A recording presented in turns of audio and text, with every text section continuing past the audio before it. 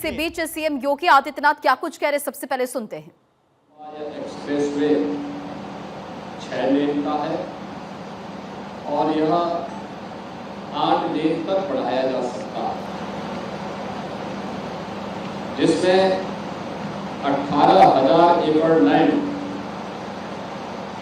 इस पूरे एक्सप्रेसवे के लिए किसानों से खरीदा गया। आपने देखा होगा कि कहीं भी कोई किसान से संबंधित कोई मुद्दा नहीं है, जिस पर 36,230 करोड़ रुपए के ईपीसी मोड पर एक पूरा कार्य हुआ है, जिसमें जमीन उत्तर प्रदेश सरकार की है, यूपीडा उसको देख रही है और बाकी कंस्ट्रक्शन करने वाली कंपनी अपना पैसा लगा करके इस एक्सप्रेसवे का निर्माण कार्य कर रही है। इतने लंबे, यानी देश के सबसे लंबे एक्सप्रेसवे में से गंगा एक्सप्रेसवे है। 4 पैकेज में कार्य चल रहा है। इस पैकेज में जो अब तक 85% कार्य होना चाहिए था वह कंप्लीट हो चुका है और यह तेजी के साथ आगे बढ़ रहा है।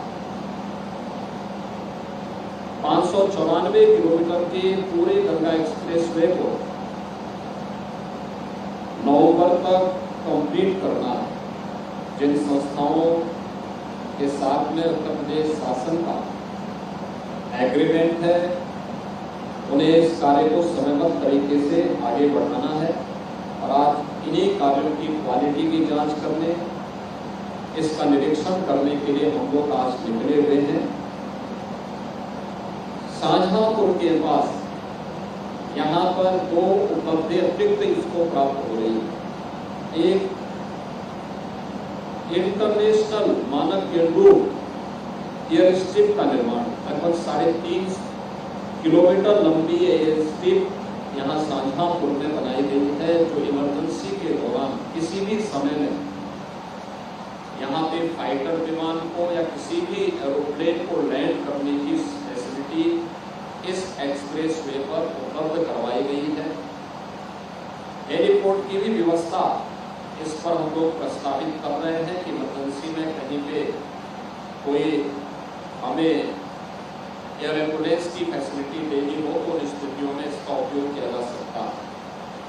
दूसरा, यहीं से शाहजहांपुर से हम लोग फरुखाबाद होते हुए आगरा लखनऊ एक्सप्रेसवे को और बुंदेलखंड को जोड़ने के लिए एक लिंक एक्सप्रेसवे का निर्माण भी करने जा रहे हैं, जो इस पूरे क्षेत्र को विकासशील गति के साथ जोड़ने का कार्य करेगा।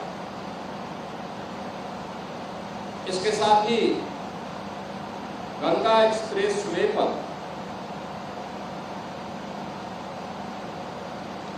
आधा दर्जन स्थानों पर इंडस्ट्रियल कॉरिडोर विकसित करने की कार्रवाई, औद्योगिक विकास के लिए अलग अलग क्लस्टर विकसित करने के लिए भी लैंड एक्विजिशन की कार्रवाई को आगे बढ़ाया जा रहा है, जिससे इंडस्ट्री वहां पर स्थापित हो सके, एक्सप्रेसवे का लाभ लोगों को प्राप्त हो सके और रोजगार के सृजन के लिए स्थानीय नौजवानों के रोजगार और नौकरी के लिए हम स्थानीय स्तर पर ही ये सुविधा उन्हें उपलब्ध करवा सके।